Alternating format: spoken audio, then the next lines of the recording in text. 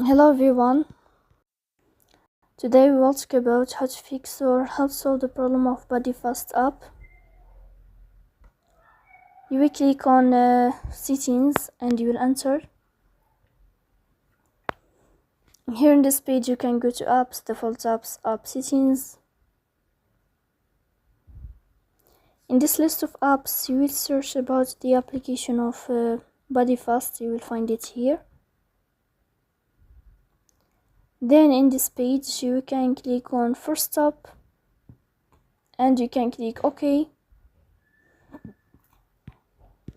Here we'll enter, you will go to storage and then you can click on clear cache. But pay attention, don't click clear data because that can delete your account or can cause you errors in your app.